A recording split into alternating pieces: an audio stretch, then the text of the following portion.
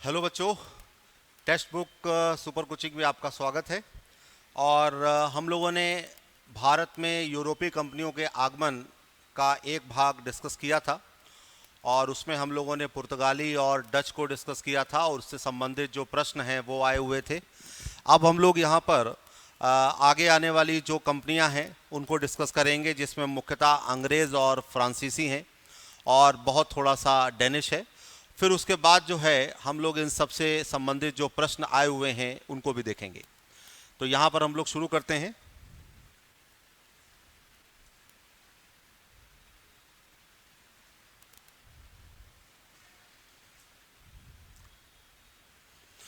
तो अब यहाँ पर अंग्रेज़ों के बारे में हम लोग डिस्कस करते हैं।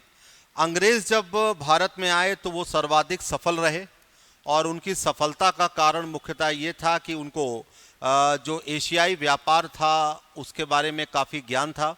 और दूसरी बात जो थी कि उनकी जो नौसेना थी वो काफ़ी मजबूत थी और नौसैनिक शक्ति के रूप में देखें तो उनको चुनौती देने वाला कोई भी नहीं था। ठीक है।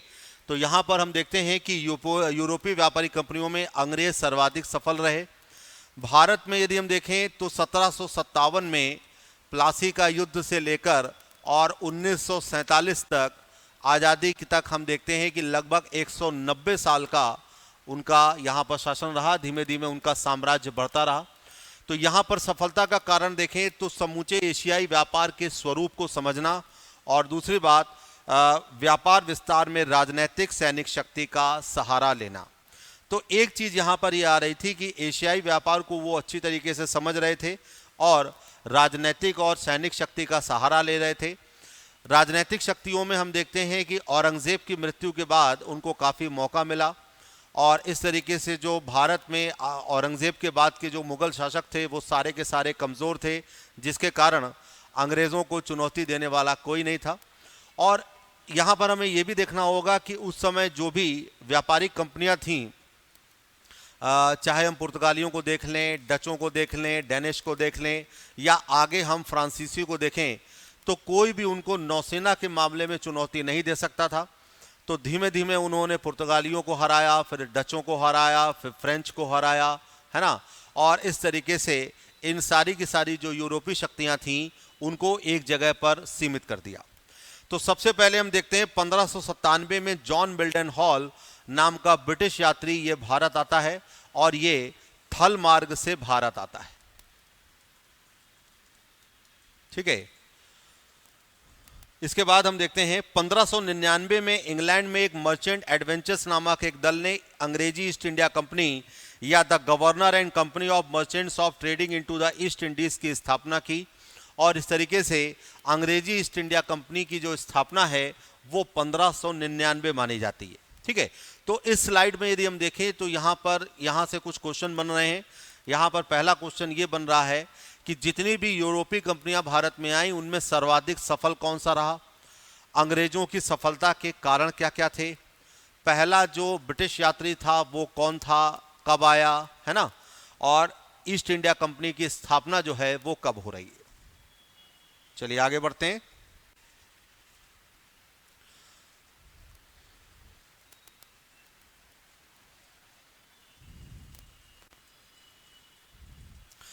इकतीस दिसंबर 1600 को ब्रिटेन की महारानी एलिजाबेथ टेलर प्रथम ने ईस्ट इंडिया कंपनी को अधिकार पत्र दिया और ये ईस्ट इंडिया कंपनी का एक झंडा है। ठीक है। जिस समय ये अधिकार पत्र दिया उस समय भारत में अकबर का शासन था और अकबर का शासन यदि हम देखें तो 1556 से लेकर 1605 तक माना जाता है। ठीक है। 1556 में पानीपत का दूसरा युद्ध और 1605 में उसकी मृत्यु। तो इस तरीके से ये प्रश्न आया हुआ है कि जिस समय ईस्ट इंडिया कंपनी को लाइसेंस मिला उस समय भारत में कौन शासन कर रहा था। यहाँ पर हमको एक चीज़ और ध्यान रखनी है कि ये जो अंग्रेजी ईस्ट इंडिया कंपनी के पहले 1593 में लीवेंट कंपनी को लाइसेंस मिला था, लेकिन लीवेंट कंपनी का जो लाइसेंस था वो मुख्यतः हम कह सकते हैं कि थल मार्ग के द्वारा व्यापार से जुड़ा हुआ था। अंग्रेजी ईस्ट इंडिया कंपनी का जो लाइसेंस है वो मुख्यतः समुद्री मार्ग के लिए हम देख सकते हैं। ठीक है। शुरुआत में हम देखते हैं कि जो ईस्ट इंडिया कंपनी है उसका कोई भूभाग पर कब्जा करना या कोई राजनीतिक शक्ति बनना या भारत की राजनीति में हस्तक्षेप करना ऐसा कोई कारण नहीं था। शुरुआत में जो उनका भारत आगमन है वो पूरी तरीके से व्यापार से जुड़ा हुआ है। लेकिन बाद में हम देखते हैं कि ऐसी परिस्थितियां बनती हैं जिससे वो राजनीतिक या राजनीति में रुचि रखना शुरू करते हैं और धीमे धीमे वो संपूर्ण भारत पर कब्जा कर लेते हैं और उनके जो भी उनको चुनौती दे रहा था उसको धीमे धीमे वो खत्म करते हैं। ठीक है, इसके बाद हम देखते हैं कि एलिजाबेथ टेलर के बाद अगला जो शासक आता है वो जेम्स फर्स्ट आता है। और जेम्स फर्स्ट ने ये चूंकि जो लाइसेंस दिया गया था ये 15 साल का लाइसेंस था और इस तरीके से देखें तो 1615 में ये लाइसेंस समाप्त हो जाना चाहिए था। लेकिन जेम्स फर्स्ट का यदि हम कार्यकाल देखें तो लगभग 1606 के आसपास जो है इनका माना जाता है। तो ये जैसे आए तो इन्होंने इस लाइसेंस को अनिश्चित काल के लिए बढ़ा दिया। मतलब जो लाइसेंस जो है 1615 को समाप्त होना था उसको अनिश्चित काल के लिए बढ़ा दिया गया। अब चूंकि इस कंपनी की स्थापना जो है वो 1600 में हो चुकी थी या लाइसेंस मिल चुका था, लेकिन इसका हमें यहाँ पे कोई प्रतिनिधि देखने को नहीं मिल रहा है। तो यहाँ पे 1608 में सबसे पहले इंग्लैंड के राजा जेम्स फर्स्ट के दूत के रूप में कैप्टन हॉकिंस जो है वो भारत आता है। कैप्टन हॉकिंस जो है वो जिस जहाज में बैठकर आता है उसका नाम है हेक्टर। ठीक है, तो कैप्टन हॉकिंस जो है वो हेक्टर नाम के जहाज में बैठ के आता है। लेकिन भारत आने वाला जो पहला ब्रिटिश जहाज था वो था रेड ड्रैगन।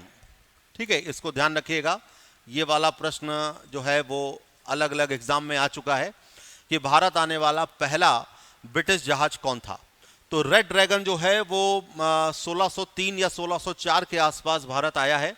लेकिन 1608 में कैप्टन हॉकिंस जो है वो सूरत पहुंचते हैं और हेक्टर नामक जहाज में बैठकर पहुंचते हैं। फिर यहाँ से वो उस समय के मुगल बादशाह जहांगीर से मिलना चाहते हैं और जहांगीर से उनकी मुलाकात होती है।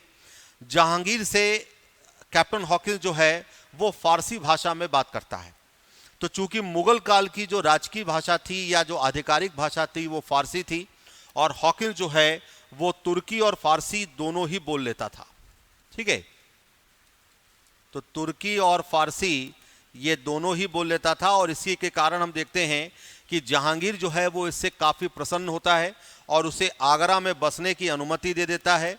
साथ ही साथ 400 का मनसब और जागीर भी देता है और साथ ही साथ खान की उपाधि भी देता है। तो इस स्लाइड में देखें तो इस स्लाइड से काफ़ी सारे प्रश्न आ रहे हैं। यहाँ पर पहला प्रश्न हम देख रहे हैं कि ये लाइसेंस किसने दिया, कब दिया और जब दिया तब भारत में किसका शासन था। दूसरा यहाँ पर प्रश्न आता है कि शुरुआती उद्देश्य ईस्ट इंडिया कंपनी का क्या था। तो प्रारंभिक उद्देश्य था भूभाग नहीं बल्कि व्यापार। तीसरा हम यहाँ पर देखते हैं कि जो पहला दूत आता है वो कब आ रहा है, कहाँ आ रहा है और किस जहाज में बैठकर आ रहा है ना, और उसका नाम क्या है। तो इस तरीके से यहाँ पर हम देख रहे हैं कि कुछ क्वेश्चंस यहाँ पर निकल रहे हैं। चलिए आगे बढ़ते हैं।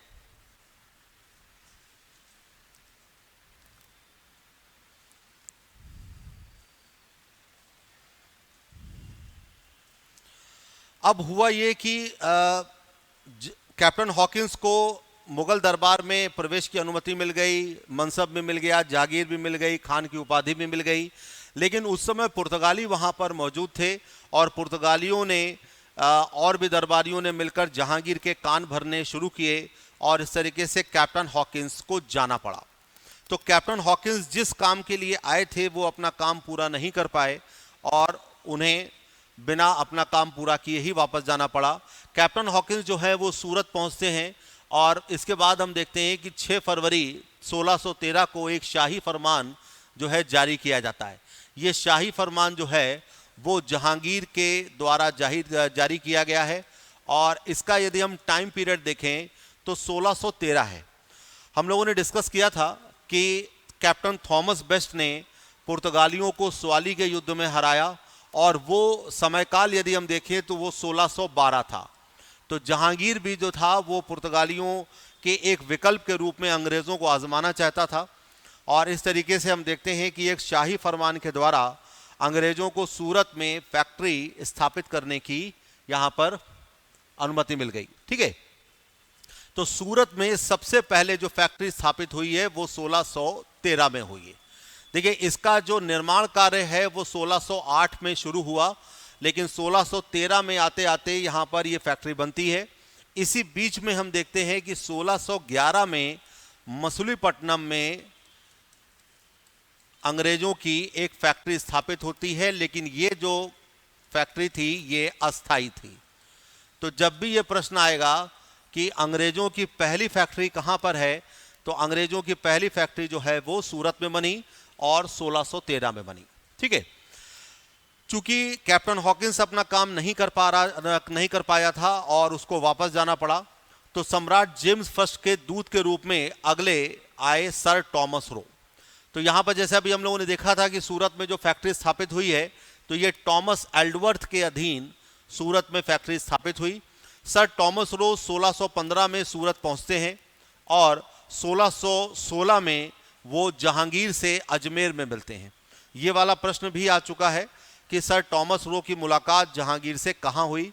अजमेर में चूंकि मोइनुद्दीन चिश्ती की दरगाह है और जहांगीर जो है वो हर साल वहाँ पे जाते थे, वहीं पे यहाँ पर इनकी मुलाकात हुई। और 1616 से लेकर 1619 तक हम देखते हैं कि टॉमस रो जो है वो मुगल दरबार में रहता है और जो भी व्यापारिक रियायतें प्राप्त करना चाहता है वो प्राप्त कर लेता है। तो जो काम कैप्टन हॉकिंस ने नहीं कर पाया, वो काम सर टॉमस रो ने किया। और 1619 तक यदि हम देखें तो अहमदाबाद, भड़ौच, बड़ौदा और आगरा में कंपनी के व्यापारिक कारखाने यहाँ पर स्थापित हो चुके थे। ठीक है, तो इस तरीके से सर टॉमस रो ने अपना काम पूरा किया और कैप्टन हॉकिंस का जो काम अधूरा काम था उसको वहाँ पे पूरा हो गया। दक्षिण में ईस्ट इंडिया कंपनी का जो पहला कारखाना है वो अभी हम लोगों ने डिस्कस किया कि 1611 में मछलीपट्टनम और पेटापुल्ली में यहाँ पर स्थापित हुआ। तो इस स्लाइड से देखें तो यहाँ से भी काफ़ी सारे क्वेश्चन निकल रहे हैं। जैसे यहाँ पर पहला क्वेश्चन निकल रहा है कि अंग्रेजों की पहली फैक्ट्री कहाँ थी, तो बहुत सारी किताबों में मछलीपट्टनम दिया हुआ है। मछलीपट्टनम की जो फैक्ट्री है वो अस्थाई है और यहाँ पर स्थाई फैक्ट्री हम देखें तो सूरत में है। दूसरी बात यह कि सूरत की जो फैक्ट्री है वो किसके अधीन है, तो वो टॉमस एल्डवर्थ के अधीन है। तीसरी बात हम देखते हैं कि टॉमस रो कब आते हैं, जहांगीर से कहाँ मिलते हैं, इससे भी प्रश्न आया है। और टॉमस रो के जाने तक या 1619 तक यदि हम देखें तो अंग्रेजी व्यापारिक फैक्ट्रियां कहाँ कहाँ पर स्थापित हो चुकी थीं, ये भी प्रश्न आया है। साथ ही साथ प्रश्न ये भी आया है कि दक्षिण में ईस्ट इंडिया कंपनी की पहली फैक्ट्री कहाँ पर स्थापित हुई, तो यहाँ पर 1611 में मछलीपट्टनम और पेटापुल्ली में हुई। चलिए आगे बढ़ते हैं।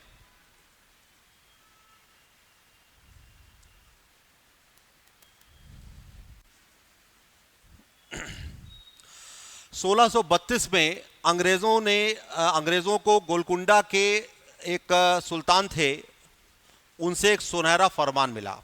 यह सुनहरा फरमान क्या था? इसमें यह कहा गया कि यदि आप 500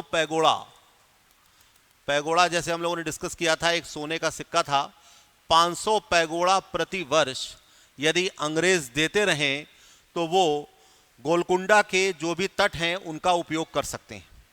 तो जाहिर सी बात थी कि ये कोई बहुत बड़ी रकम नहीं थी और अंग्रेज उसको दे सकते थे और अंग्रेजों ने इसे सुनहरा फरमान कहा है। इससे संबंधित प्रश्न भी आया हुआ है।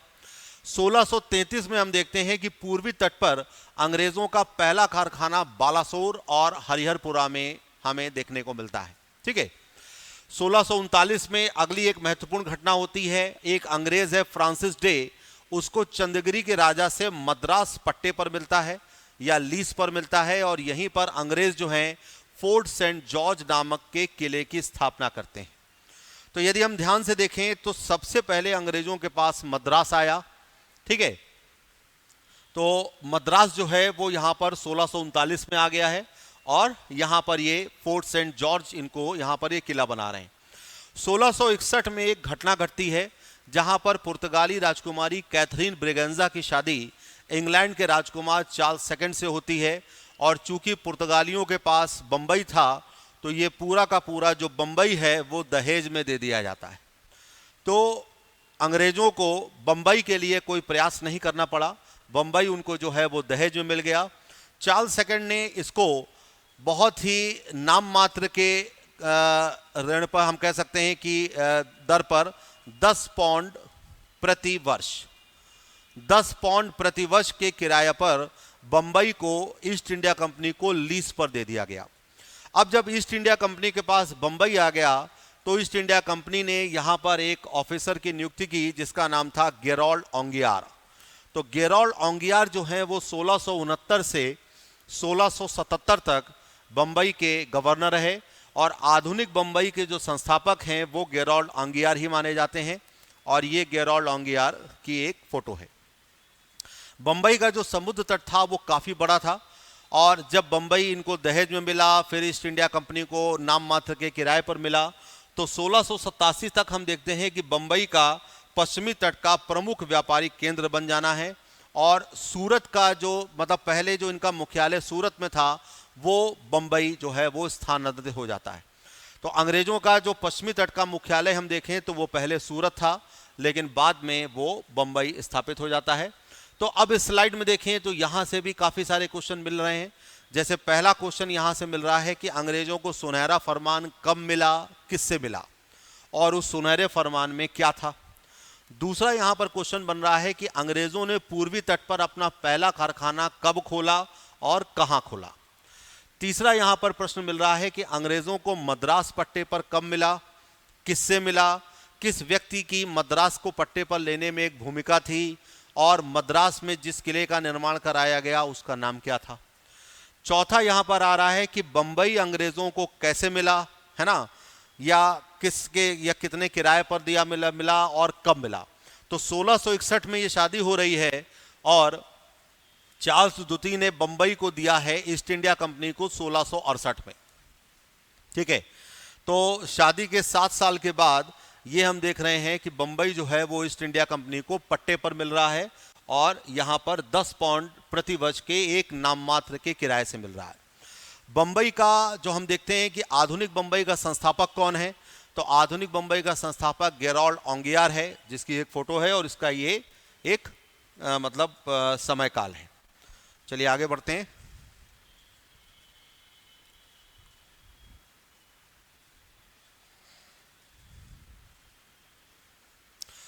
गेरोल्ड ओंगियार जो है बंबई में किलेबंदी के साथ साथ वहां पर गोदी का निर्माण कराता है। गोदी का मतलब जो है वो डॉकयार्ड से है या बंदरगाह मान लीजिए। साथ ही साथ बंबई सिटी एक न्यायालय और एक पुलिस दल की स्थापना भी करता है और बंबई में वो सिक्के ढालने के लिए एक टकसाल की स्थापना भी करता है। तो अंग्रेज़ों की जो टकसाल है वो हम देख रहे हैं कि पहले बंबई में आती है और वहाँ पर बंबई के माध्यम से हम देख रहे हैं कि तांबे और चांदी की सिक्के ढालने के लिए एक टकसाल की स्थापना की जा रही है। तो जैसा हम लोगों ने डिस्कस किया था कि शाहजहां का पुर्तगालियों से कुछ वैमनस्य था और शाहजहां का जो पुर्तगालियों से नाराज़ होकर अंग्रेज़ों को बंगाल में सीमित क्षेत्र में बाजार की अनुमति करने देना। लेकिन यहाँ पर एक अंग्रेज़ डॉक्टर है जिसका नाम है गैब्रियल बॉफ्टन, वो शाहजहां की सबसे बड़ी लड़की जहांआरा का सफलतापूर्वक इलाज करता है ना, जिसके कारण अंग्रेज़ों को 1-2 जहाज़ों के साथ बिना चुंगी दिए व्यापार की अनुमति मिल जाती है। तो ये अंग्रेज़ों के लिए काफ़ी बड़ी एक हम कह सकते हैं सुविधा मिली, क्योंकि अंग्रेज़ जो थे उनके जो डॉक्टर थे वो काफ़ी पढ़े लिखे थे और उनको काफ़ी अच्छी नॉलेज थी। और इस तरीके से हम देख रहे हैं कि शाहजहां की जो लड़की है उसका इलाज किया जा रहा है और उससे खुश होकर यहाँ पर अनुमति मिल रही है। ठीक है, फिर आगे देखते हैं 1651 में ब्रिजमैन के नेतृत्व में बंगाल के हुगली नामक स्थान पर पहला अंग्रेज कारखाने की स्थापना की गई और हुगली के बाद कासिम बाजार, पटना, राजमहल यहाँ पर भी अंग्रेज कारखाने खोले गए। तो इस तरीके से धीमे धीमे अंग्रेजी जो साम्राज्य है वो धीमे धीमे बढ़ रहा है और यहाँ पर चूंकि अभी शासक जो है वो मजबूत है तो अंग्रेज़ यहाँ पर बीच में थोड़ा सा उठने की कोशिश जरूर करते हैं लेकिन वो दबा दिए जाते हैं। तो इस स्लाइड से यदि हम देखें तो कुछ क्वेश्चन आ रहा है, जैसे टकसाल की स्थापना किसने की, कहाँ पर हुई, और दूसरी बात जहांआरा का इलाज किसने किया, इसके बदले अंग्रेज़ों को क्या मिला, ब्रिजमैन के नेतृत्व में कहाँ पर एक फैक्ट्री खोली गई, या आगे जो फैक्ट्रियों का विस्तार है वो कहां तक हुआ। ठीक है, तो इस स्लाइड से हमें ये सारी चीजें यहां पर मिल जाएंगी।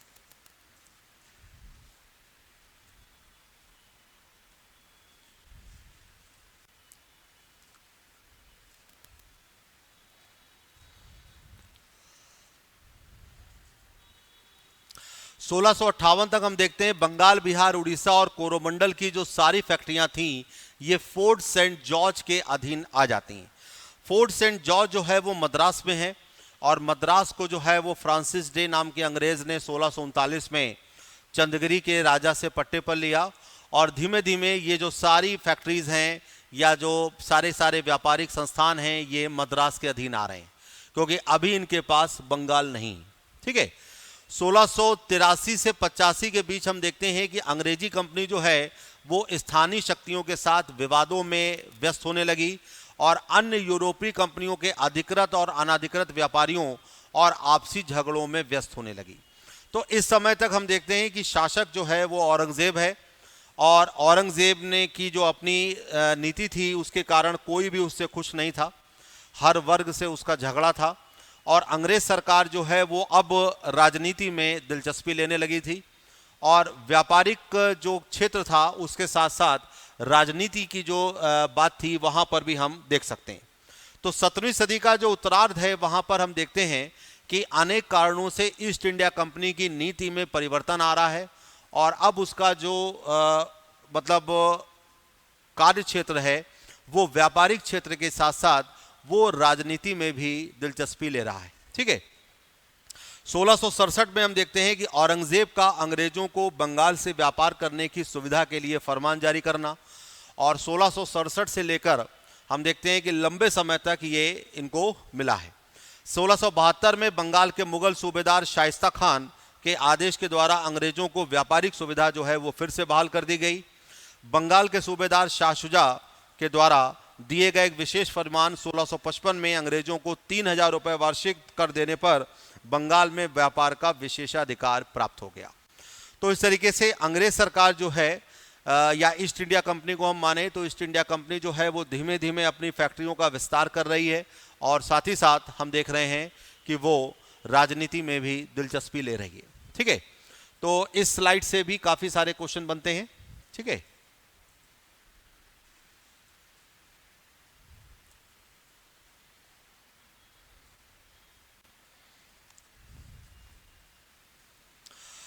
अगस्त 1682 में बंगाल के मुगल सूबेदार के यहाँ विलियम हेजेस के नेतृत्व में एक प्रतिनिधि मंडल जो है वो जाता है।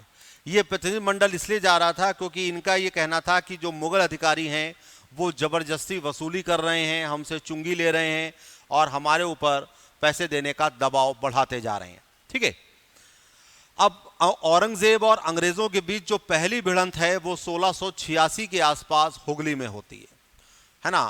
तो जैसे जैसे अंग्रेज सरकार जो है वो राजनीति में दिलचस्पी ले रही थी तो जाहिर सी बात है कि ये औरंगजेब को भी पता लग रहा था और यहाँ पर औरंगजेब जो है वो इनके ऊपर काफ़ी भारी पड़ता है और हुगली से अंग्रेज़ों को पलायन करने के लिए विवश किया जाता है और अंग्रेज़ों को एक ज्वारग्रस्त फुल्टा द्वीप पर जाकर शरण लेनी पड़ती है। तो जो अंग्रेजी शासन है वो हम देख रहे हैं कि औरंगजेब के सामने कहीं पर भी टिक नहीं पा रहा है और वो औरंगजेब के सामने सरेंडर करता है ना, उनसे माफ़ी मांगता है। लेकिन अंग्रेज जो हैं वो हुगली का बदला लेते हैं बालासोर के मुगल किले पर। तो बालासोर जो है वो उड़ीसा में है, लेकिन यहाँ पर भी जो मुगल जो क्या कहते हैं सेना है वो अंग्रेज सरकार पर भारी पड़ रही है और फरवरी 1690 में यहाँ पर एक समझौता हो रहा है और समझौते में जो एक मुख्य भूमिका एक व्यक्ति निभा रहा है उसका नाम है जॉब चौरनॉक। तो ये जो जॉब चौरनॉक हैं यही यहाँ पर मध्यस्थ के रूप में हैं और औरंगजेब के दरबार में जाकर उनसे अपना क्षमा याचना करके और एक समझौता करते हैं और फिर से व्यापार करने की अनुमति मांगते हैं। ठीक है, तो इस तरीके से हम देखते हैं कि जॉब चौरनॉक को कंपनी के एजेंट के रूप में यहाँ पर बंगाल में नियुक्त कर दिया गया। अब जॉब चौरनॉक ही यहाँ पर सर्वे सर्वा हो गए। ठीक है, तो इस तरीके से जब जैसे जैसे औरंगजेब के साथ अंग्रेजों का सामना हुआ वैसे वैसे हम देखते हैं कि औरंगजेब इनको धीमे धीमे परास्त करता रहा, लेकिन अंग्रेजों ने भी यहाँ पर कूटनीति का सहारा लिया और इस बात का इंतजार किया कि जब तक शक्तिशाली शासक है तब तक हम जो है प्रयास ना करें, और जैसे ही कमजोर शासक आएगा ये लोग अब हम लोग अपना प्रयास करना शुरू कर देंगे।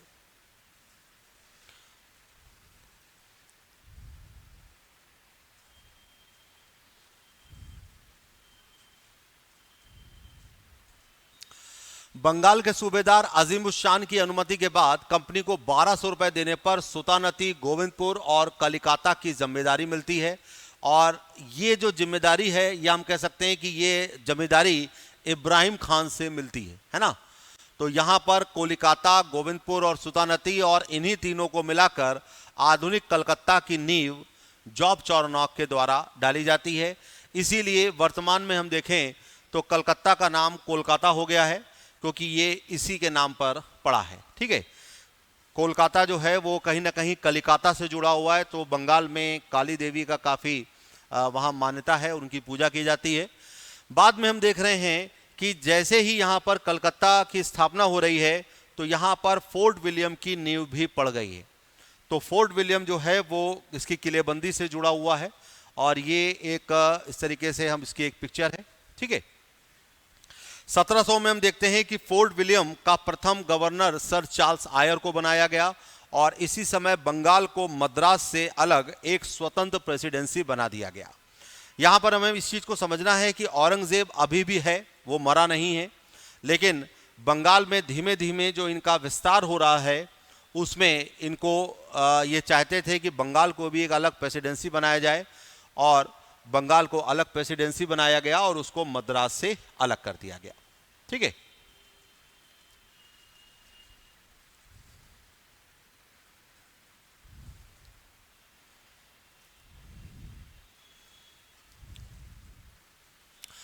औरंगजेब का 1701 में भारत में रहने वाले सभी यूरोपियनों को गिरफ्तार करने का आदेश दिया गया, और पटना और कासिम बाजार को अंग्रेज कंपनी के जो कर्मचारी थे उनको बंदी बना लिया गया। लेकिन बाद में हम देखते हैं कि 1707 में जब औरंगजेब की मृत्यु होती है तो उसके बाद कंपनी की स्थिति में कुछ सुधार है, क्योंकि आगे आने वाले जो शासक हैं वो सारे के सारे कमज़ोर हैं। अब हमको थोड़ा सा पीछे चलना पड़ेगा। 1600 में जब कंपनी को लाइसेंस मिला और कंपनी ने अपना व्यापार शुरू किया और जब उसे लाभ मिलने लगा, तो यहाँ पर हम देखते हैं कि 1634 में ब्रिटिश संसद के द्वारा एक प्रस्ताव पारित किया गया, और उसमें ब्रिटेन की जो सभी प्रजा थी उसको भारत के साथ व्यापार करने की अनुमति यहाँ पर मिल गई। तो इसी अधिकार पत्र के बाद हम देखते हैं कि इंग्लैंड में एक प्रतिद्वंदी कंपनी आती है जिसका नाम है English company trading in the east. ठीक है, तो एक हम लोगों ने कंपनी का नाम देखा था the governor and company of merchants trading into the East Indies, और दूसरी यहाँ पर कंपनी आती है English company trading in the east, ये ईस्ट इंडिया कंपनी की प्रतिद्वंदी कंपनी। ठीक है,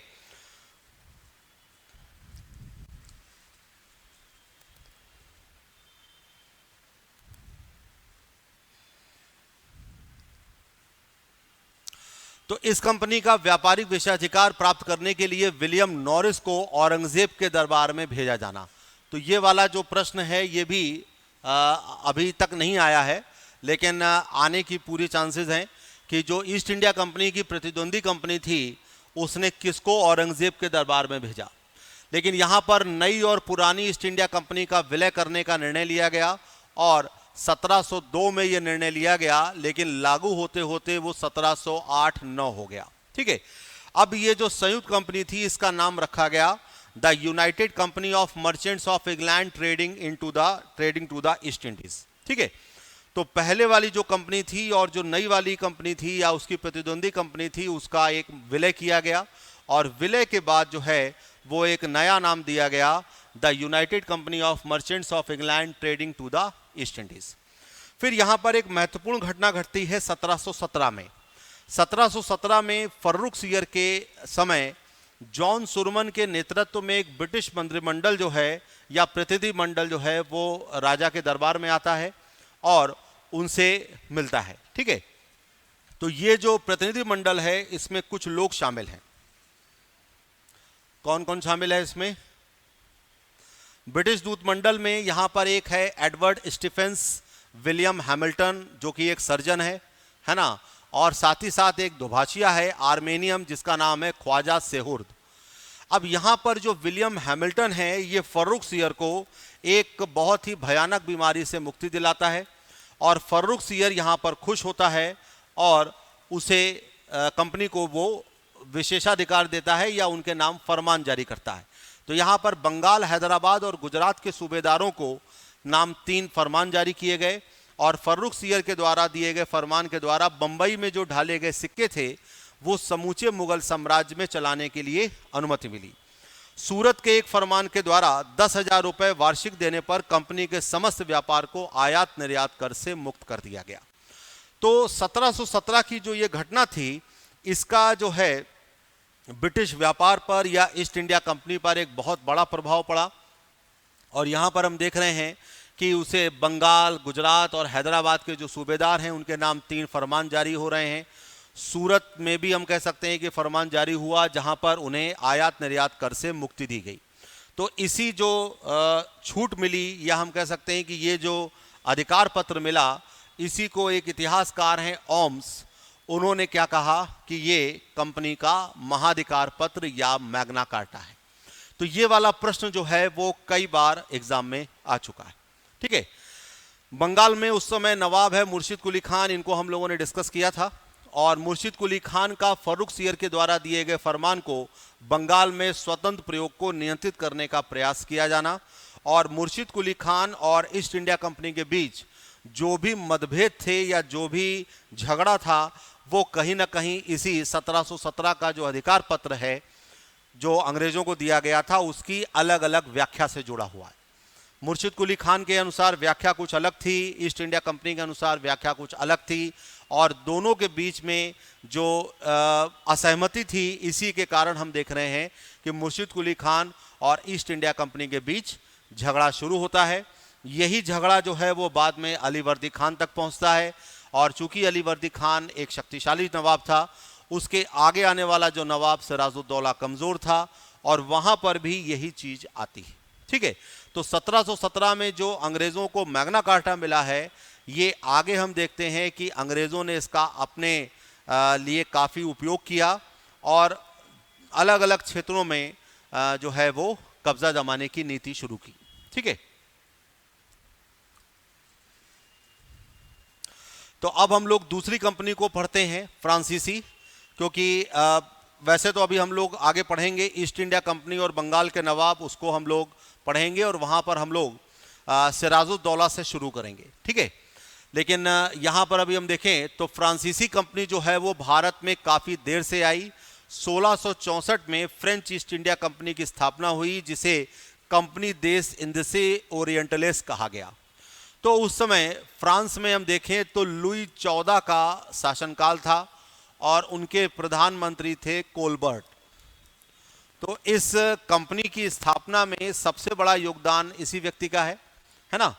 तो फ्रांस की जो व्यापारिक कंपनी थी, ये पूरी तरीके से सरकारी कंपनी थी, क्योंकि इसे राज्य द्वारा जो है वो संसाधन मिले थे, या राज्य द्वारा जो है हम कह सकते हैं कि विशेषाधिकार और संसाधन प्राप्त था, इसीलिए ये सरकारी व्यापारिक कंपनी कही जाती है। तो ये वाला प्रश्न जो है वो कई बार एग्जाम में आया हुआ है कि भारत आने वाली जितनी भी कंपनियां थी उनमें सरकारी कंपनी कौन सी थी। तो सरकारी कंपनी उसमें फ्रांसीसी कंपनी को ही माना जाता है। ठीक है, अब चूंकि जब कंपनी की स्थापना हो गई है ना, तो 1667 में फ्रैंको कैरो या फ्रांसिस कैरो के नेतृत्व में एक अभियान दल भारत के लिए रवाना होता है, और 1668 में वो सूरत पहुंचता है। ठीक है, तो अंग्रेजों की जो फ्रांसीसियों की जो पहली फैक्ट्री है वो सूरत में फ्रैंको कैरो या फ्रांसिस कैरो के नेतृत्व में स्थापित होती है। तो इस स्लाइड से भी देखें तो यहाँ पर कुछ क्वेश्चन बन रहे हैं कि फ्रांसीसी कंपनी की स्थापना कब हो रही है, उसका नाम क्या है, जिस समय कंपनी की स्थापना हो रही है उस समय फ्रांस का शासक कौन है, प्रधानमंत्री कौन है, पहला जो अभियान है वो किसके नेतृत्व में आया है ना, और कब आया, पहली फैक्ट्री कहाँ पर और कब जो है स्थापित की गई। और दूसरी बात ये कि फ्रांसीसी कंपनी जो है वो सरकारी कंपनी क्यों कही जाती है। इस तरीके के कई सारे क्वेश्चन जो हैं वो एग्जाम में आ चुके हैं। आगे बढ़ते हैं।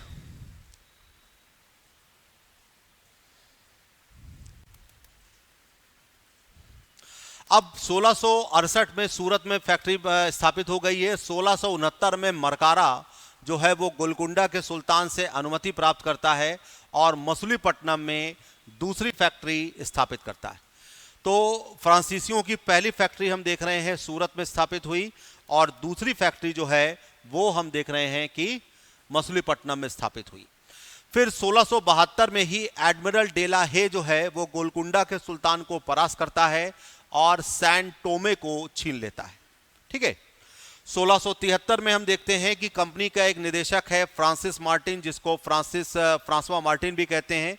ये वलीकोंडापुर के सूबेदार शेर खान लोदी से परदुचेरी को यहाँ पर छीनता है या एक गांव प्राप्त करता है, और यही बाद में पौंडीचेरी के नाम से जाना जाता है। तो आज यदि हम देखें तो पौंडीचेरी को पुदुचेरी के नाम से जाना जाता है, जो कि हमारा एक संघ शासित क्षेत्र है। और पौंडीचेरी में हम देखें तो 4 क्षेत्र आते हैं, है ना। यहाँ पर पहला क्षेत्र आता है माहे, जो कि केरल में है। दूसरा है कराईकल, जो कि तमिलनाडु में है। तीसरा है यहाँ पे पुदुचेरी, है ना।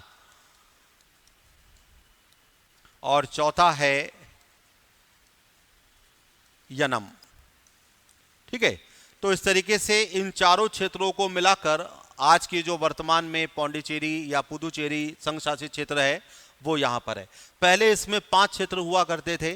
5वां क्षेत्र जो था वो बंगाल में था, जो चंद्रनगर में था।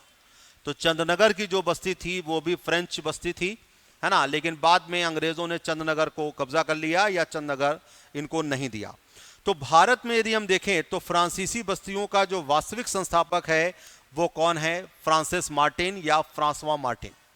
तो जैसे हम लोगों ने पढ़ा था कि पुर्तगाली जो साम्राज्य है उसका वास्तविक संस्थापक कौन था? अल्बुकर्क। ऐसे ही भारत में जो फ्रांसीसी कंपनियां हैं उनका जो संस्थापक है या वास्तविक संस्थापक हम कह सकते हैं तो वो फ्रांसिस मार्टिन है।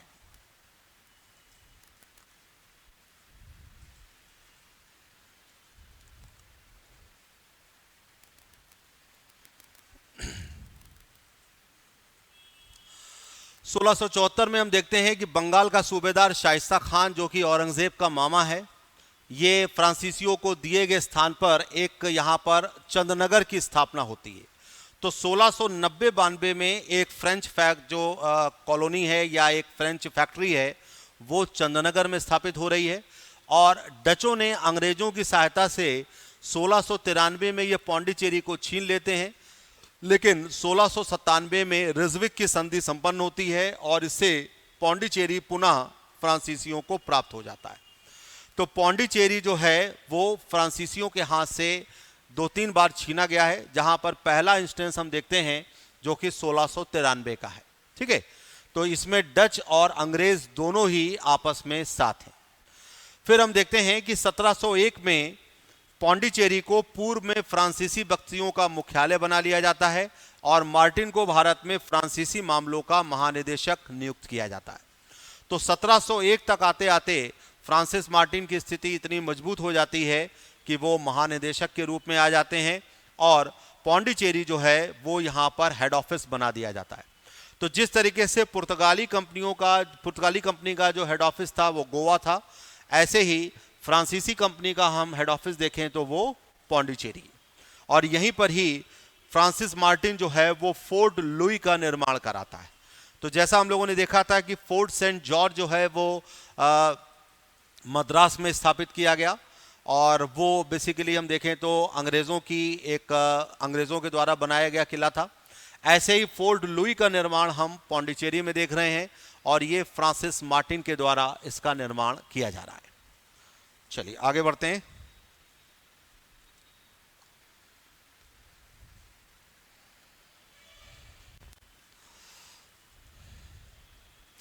तो मार्टिन जो है वो भारतीय व्यापारियों और राजाओं के साथ निष्पक्षता एवं न्यायपूर्ण व्यवहार करके उनका व्यक्तिगत विश्वास, सम्मान और आदर प्राप्त करता है। और जैसा हम लोगों ने अभी पहले पढ़ा था कि हैदर अली और टीपू सुल्तान दोनों का ही फ्रांसीसियों से अच्छा संबंध था।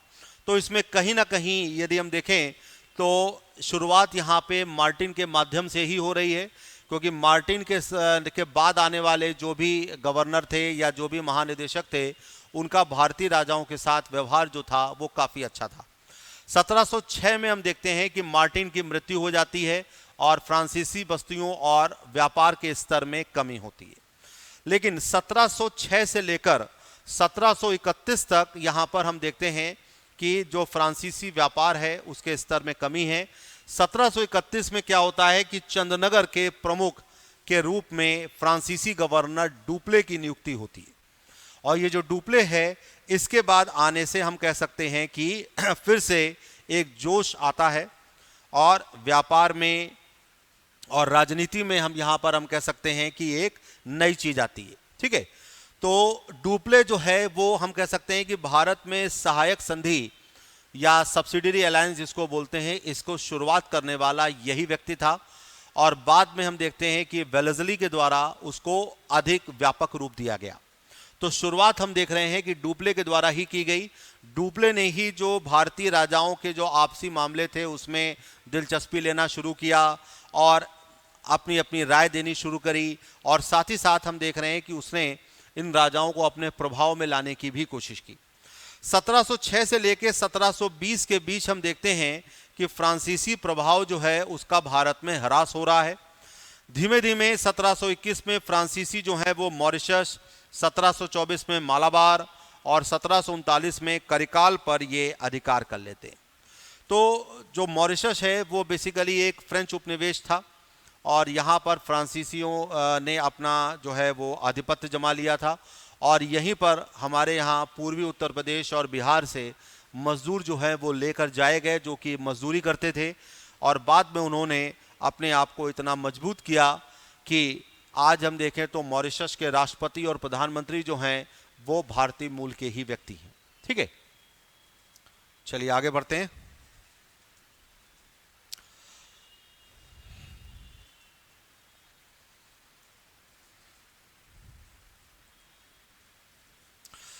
फ्रांसीसियों का किलेबंदी और किलेबंदी जो थी वो बेसिकली हम देखें तो अंग्रेजों और डचों से सुरक्षा के लिए थे, और सिपाहियों की जो भर्ती थी वो उनसे प्रतिरक्षा के लिए की गई। तो चूंकि यहाँ पे ये सारी यूरोपीय कंपनियाँ थीं, और इनको हम देखें तो 1612 में पुर्तगाली तो अंग्रेजों से हार चुके थे, लेकिन डच और अंग्रेज जो थे वो दोनों ही फ्रांसीसी कंपनी के लिए प्रतिद्वंदी के रूप में थे। तो उन्हीं से सुरक्षा के लिए ये किलेबंदी की जा रही थी या सैनिकों की भर्ती की जा रही थी। 1742 के बाद हम देख रहे हैं कि फ्रांसीसियों का भी व्यापारिक लाभ कमाने की तुलना में राजनीतिक उद्देश्य की पूर्ति की दिशा में सक्रिय होना, और ये शुरुआत हम देख रहे हैं 1731 में जब डुप्ले आता है।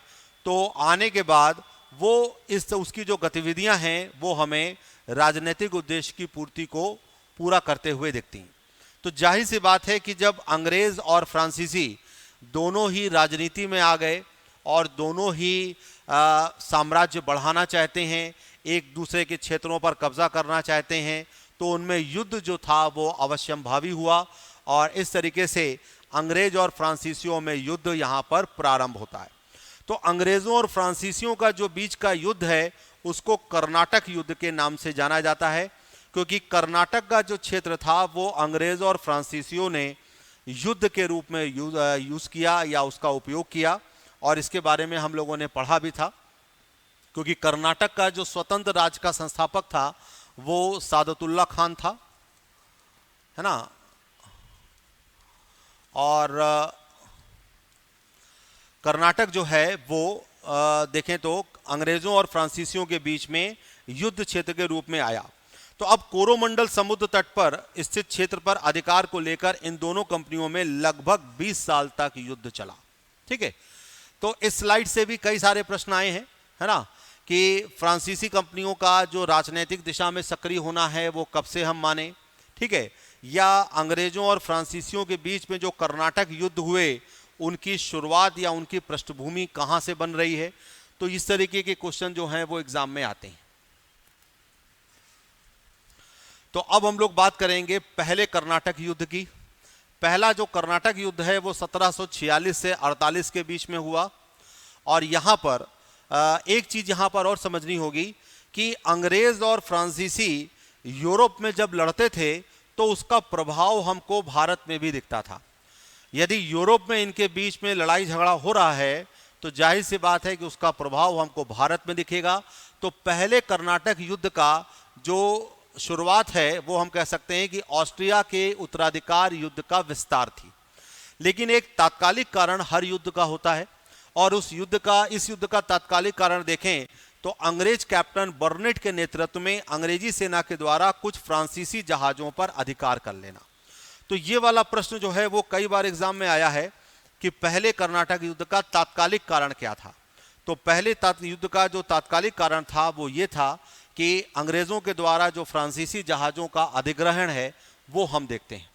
बदले में क्या हुआ कि फ्रांसीसी गवर्नर मॉरिशस जो कि लॉ बुर्डोने है उसके सहयोग से डुप्ले ने मद्रास के अंग्रेज गवर्नर मोर्स को आत्मसमर्पण के लिए मजबूर कर देना और अंग्रेज जो हैं वो इस समय फ्रांसीसियों के सामने बिल्कुल असहाय हैं। तो पहले कर्नाटक युद्ध में हम देखते हैं कि अंग्रेज जो हैं वो हारते हैं और फ्रांसीसी जीतते हैं। ठीक है,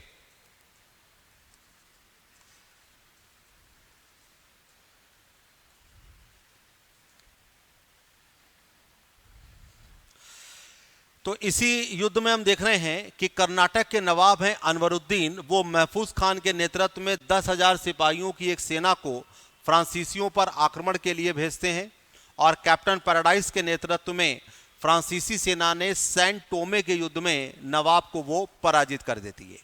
अब क्या हुआ कि यूरोप में एक संधि होती है जिसको हम कहते हैं एल लॉ शॉपिल संधि, ये 1748 में होती है और यूरोप में जब ये दोनों ही शक्तियां शांत होती हैं तो उसका प्रभाव हमको भारत में भी देखने को मिलता है और भारत में भी इन दोनों कंपनियों के बीच संघर्ष समाप्त हो जाता है। और जब ये संधि होती है तो उसमें ये कहा जाता है कि मद्रास को जो कि फ्रांसीसियों ने अपने कब्जे में ले रखा था वो अंग्रेजों को वापस करना होगा और इस तरीके से अंग्रेजों को मद्रास वापस मिल जाता है। तो इस युद्ध में जैसा भी हम लोगों ने देखा तो पहले कर्नाटक युद्ध में अंग्रेज जो हैं वो फ्रांसीसियों के ऊपर मतलब फ्रांसीसियों के सामने असहाय हैं और ये जो युद्ध था ये पूरी तरीके से डुप्ले की शक्ति या डुप्ले की कूटनीति के आधार पर हम कह सकते हैं कि डुप्ले की जो शक्ति थी वो इस युद्ध के बाद काफी बढ़ गई। ठीक है, आगे बढ़ते हैं। अब आता है दूसरा कर्नाटक युद्ध, ये है 1749 से लेकर 1754।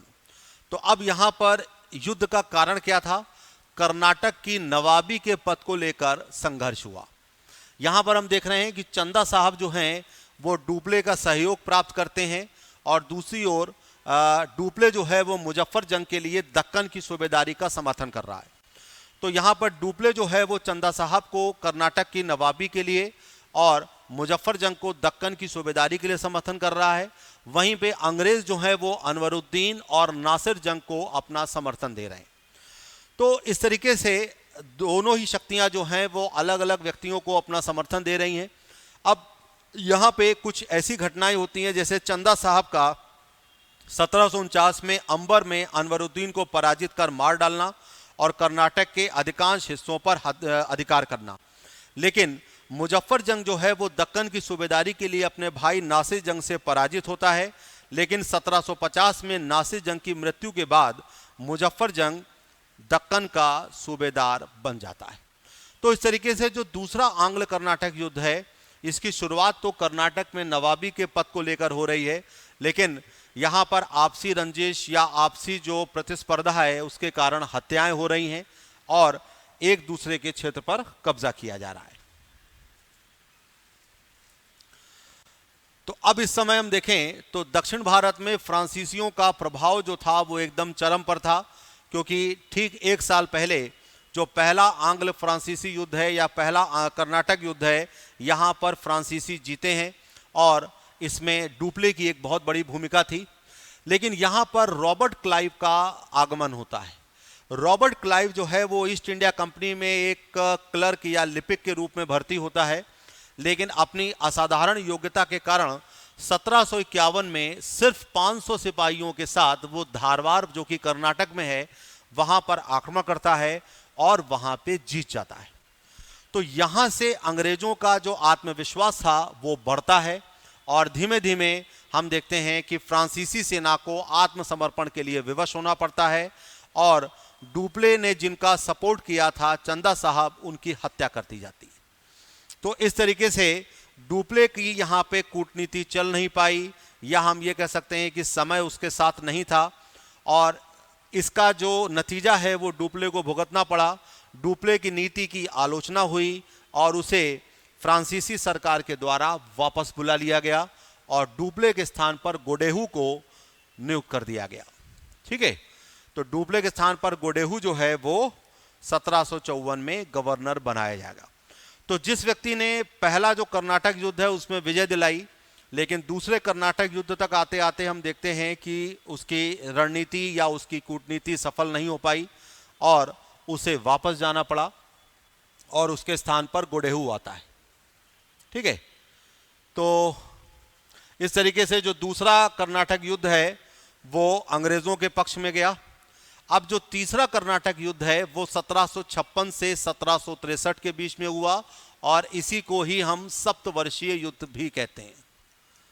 ठीक है, तो ये भी जो सप्तवर्षीय युद्ध है ये भी यूरोप में हो रहा था और इसका जो कारण था क्लाइव और वॉटसन के द्वारा बंगाल स्थित चंदनगर की जो फ्रांसीसी बस्ती थी यहाँ पर अधिकार करना। तो क्लाइव और वॉटसन ने, जैसे हम देखें तो धारवाड़ में भी विजय प्राप्त की और जब इनका आत्मविश्वास और मजबूत हुआ तो इन्होंने बंगाल स्थित जो फ्रांसीसी बस्ती थी वहाँ पे चंदनगर पर अधिकार किया और इन दोनों के बीच में वंडिवाश नामक एक जगह पर लड़ाई लड़ी गई। तो ये जो लड़ाई लड़ी गई वो 1760 में लड़ी गई, जहां पर अंग्रेजी सेना का नेतृत्व आयरकूट कर रहे थे और फ्रांसीसी सेना का नेतृत्व लल्ली कर रहे थे और इस युद्ध में आयरकूट ने फ्रांसीसियों को बहुत बुरी तरीके से पराजित किया और यहीं से जो फ्रांसीसी कंपनी थी उसका पतन शुरू होता है और हम कह सकते हैं कि पौंडीचेरी या उसके आसपास के जो क्षेत्र थे वहीं तक फ्रांसीसियों को सीमित कर दिया गया। और जैसा हम लोगों ने पढ़ा था कि 1759 में वेदरा के युद्ध में डचों को हराना, 1612 में स्वाली के युद्ध में पुर्तगालियों को हराना और 1760 में वंडिवाश के युद्ध में फ्रांसीसियों को हराना, इन तीनों ही विजयों से अंग्रेजों को चुनौती देने वाला कोई नहीं बना। फ्रांसीसी इस युद्ध में पराजित हुए और यही पराजय भारत में उनके पतन की शुरुआत बनी। 1761 में पौंडीचेरी पर अंग्रेजों का अधिकार हो जाता है, लेकिन 1763 में पेरिस की संधि होती है और पेरिस की संधि से पौंडीचेरी अंग्रेजों को फ्रांसीसियों को वापस मिल जाता है, लेकिन अंग्रेजों का ये कहना है कि हम चंदनगर किसी भी कीमत पर वापस नहीं करेंगे। तो जिस चंदनगर पर क्लाइव और वॉटसन के द्वारा अधिकार किया जाता है वो चंदनगर अंग्रेजों के पास आ जाता है और इस तरीके से एक फ्रांसीसी बस्ती अंग्रेजों के पास आ जाती है। ठीक है, अब हम लोग देखेंगे कि भारत में फ्रांसीसी शक्ति की असफलता के मुख्य कारण क्या थे। मतलब फ्रांसीसी शक्ति या फ्रांसीसी कंपनी का जो पतन हुआ वो क्या था। तो सबसे पहला ये कि फ्रांसीसी सरकार का असहयोग करना।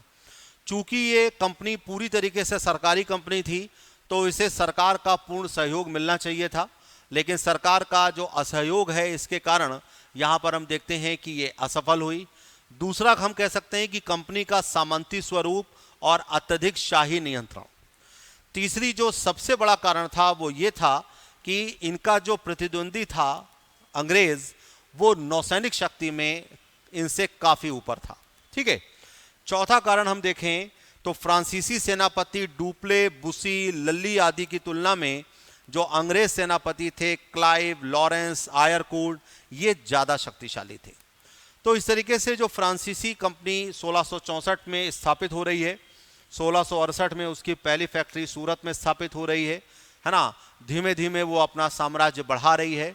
फिर 1760 में वंडिवाश का युद्ध होता है और वंडिवाश के युद्ध के माध्यम से हम देखते हैं कि फ्रांसीसी शक्ति का यहाँ पर पतन होना शुरू हो जाता है। तो इस तरीके से यहाँ पर फ्रांसीसी शक्ति के पतन के बारे में हम लोगों ने देखा। अब आखिरी कंपनी जो है वो बहुत इसमें छोटा सा विवरण है और ये है डेनिश। ठीक है, तो डेनिश जो है ये डेनमार्क के लोगों को डेनिश कहा जाता है।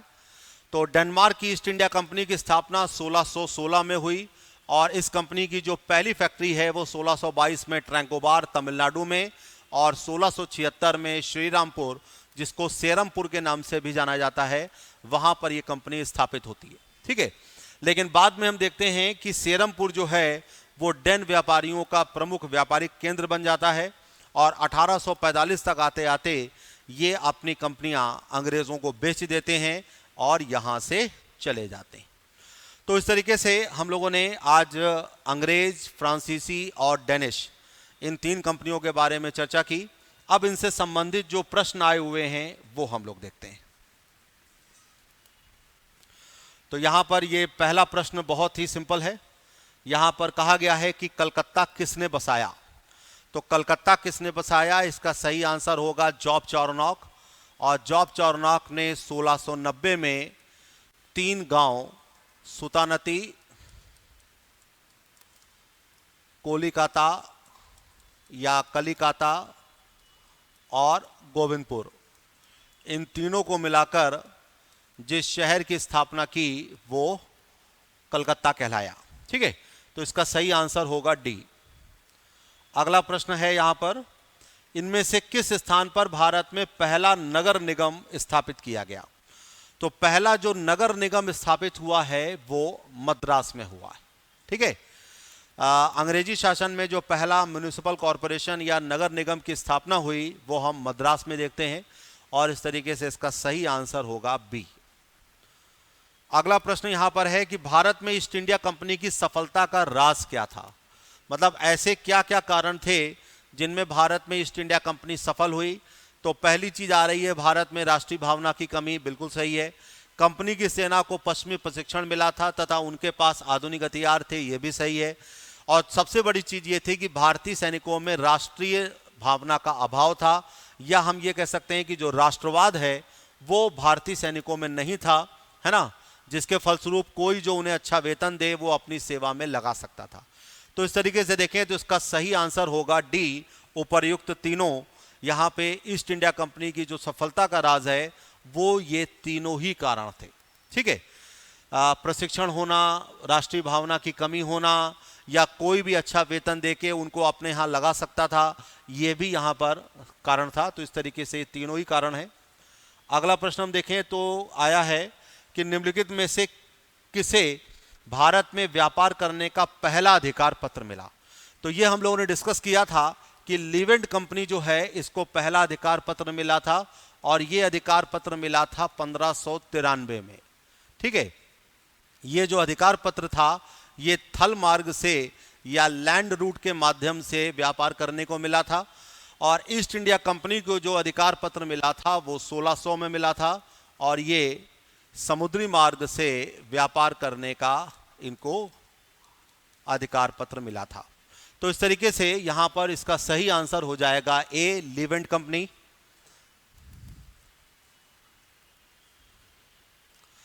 इसके बाद अगला प्रश्न है यहां पर कि लंदन में ब्रिटिश ईस्ट इंडिया कंपनी के गठन के समय भारत का निम्नलिखित में से कौन बादशाह था। तो यहां पर जो गठन हो रहा है वो हो रहा है 1600 को, और यदि हम अकबर का समय देखें तो 1556 से 1605 है ना, तो ये बिल्कुल सही आंसर है। जहांगीर का समय है 1605 से 1627। शाहजहां का समय आता है 1627 से लेकर 1658 और औरंगजेब का समय है 1658 से लेकर 1707। तो इस तरीके से यदि हम चारों ऑप्शंस को देखें तो यहाँ पर अकबर जो है वो बिल्कुल सही होगा और इस तरीके से हमारा जो सही आंसर है वो ए, अकबर होगा। अगला प्रश्न हम देखते हैं। अगला प्रश्न है किस मुगल सम्राट के कार्यकाल में इंग्लिश ईस्ट इंडिया कंपनी में भारत में सर्वप्रथम कारखाना स्थापित किया। तो यहाँ पे अंग्रेज़ों का जो पहला कारखाना है वो 1613 में सूरत में है ना, और यदि हम मसूलीपट्टनम को भी देखें तो वो भी 1611 में है। ठीक है, तो इस तरीके से यहाँ पर 1613 मान लें या 1611 मान लें, हालांकि 1611 वाली जो फैक्ट्री थी वो अस्थाई थी। तो इस तरीके से यहाँ पर सही आंसर हुआ बी, जहांगीर। ठीक है, अगला प्रश्न यहाँ पर आ रहा है, वो ये है कि भारत में 1613 में अंग्रेजों ने अपनी पहली फैक्ट्री कहाँ स्थापित की। तो ये भी हम लोगों ने डिस्कस किया है, इसका सही आंसर हो जाएगा सूरत। अब अगला प्रश्न यहां पर आ रहा है कि 17वीं सदी के पहले चतुर्थांश में निम्नलिखित में से कहां इंग्लिश ईस्ट इंडिया कंपनी के कारखाने या कारखाना था। तो यहां पर हम लोगों ने देखा था पहला चतुर्थांश का मतलब हुआ 1600 से लेकर 1625।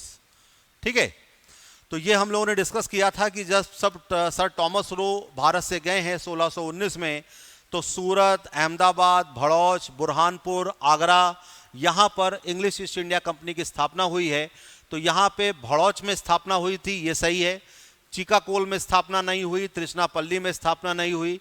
तो यहाँ पर सही उत्तर जो है वो केवल एक या ए होगा।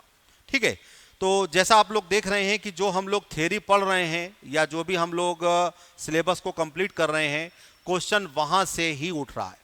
तो हम लोग इस सिलेबस को ध्यान से पढ़ेंगे तो हमारा जो क्वेश्चन है वो गलत नहीं होगा। ठीक है, तो इस तरीके से option A is right answer.